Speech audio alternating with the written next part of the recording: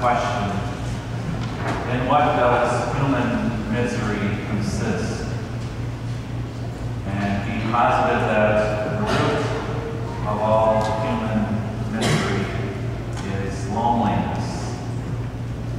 A loneliness that is where there's no strong power of love that overcomes our feeling of being unnecessary or unimportant. And I think that's what happens to us in our misery, our loneliness, whatever it might be. It could be sickness, it could be some other issue that comes along in our lives. We feel alone. And we wonder if there is anyone out there that cares and really would believe we are important. So he says, our hearts long for a companionship that assures us of a love that makes us important and necessary. It is a profound statement. We long for a companionship. Companionship, a word that Panis part there means Latin bread. That we have bread with us. We have what we need. Bread as the staple, I suppose, of everything. We want a companion, someone who is really able to be everything for us. I would believe that's what those folks were searching for who came to the mountainside that day.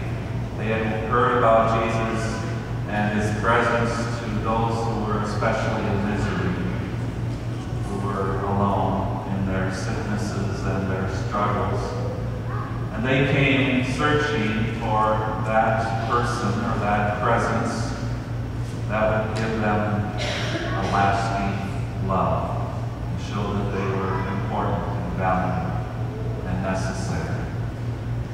And they listened. They spent the day really together. And I suspect that as they listened and sensed his caring presence, they also bonded with the folks that were kind of around them. Because there were thousands of people. You know how it is when you kind of sit together.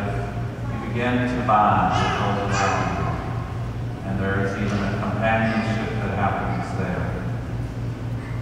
And thus it seems, certainly, and Jesus recognized it right away, we would not send this group away hungry, physically hungry, but we should share some food.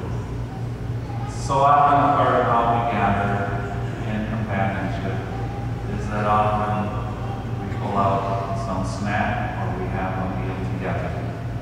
It is a natural part of being companion to one another.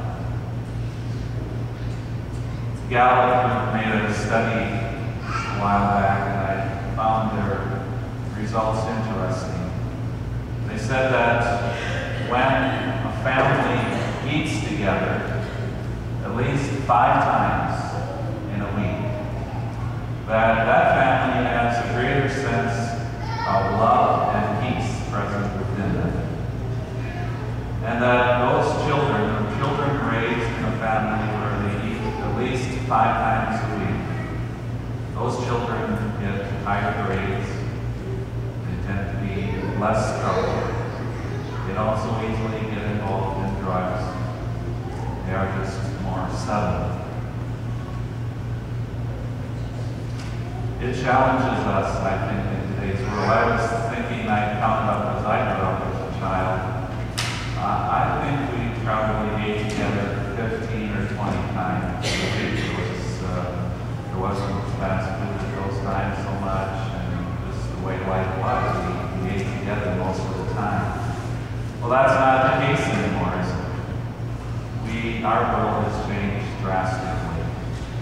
Food is present in so many ways that we don't feel the draw so much to eat together as a group or as a family. And our schedules and commitments are such that we get pulled in hundreds of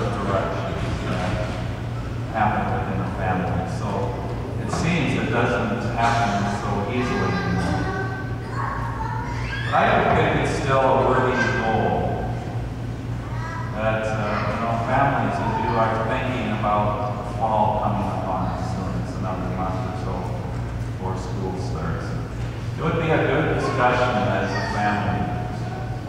Can we find sometimes each week to share a meal? It would take some definite time, planning, and commitment to really say, we're going to try and be together 5 times a week. What happens in those gatherings, I believe, is that we companion one another. We find out what's going on in each other's lives. Each person present there hopefully begins to understand that they are necessary and valuable and important. It's amazing how just sitting together what pops up in the conversation. And I would add a 6th time for us would be a challenge to try and come to Eucharist every week. It is the meal that probably most companions us, because the presence of Jesus in our lives is the presence that we all really long for and look for. It is a presence that most loves us, and most would say you are valuable and necessary and important in this family and in this world. So today, as we gather to share Eucharist, it is a good reminder of how we companion